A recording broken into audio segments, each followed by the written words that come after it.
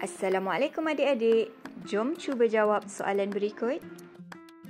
Apakah yang dimaksudkan dengan Allah Subhanahu Wa Taala Maha Berkuasa melakukan sesuatu perkara menurut kemahuannya?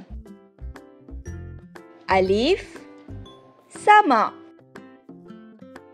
Ba, qudrah. Jim, hayat. Dal, basar.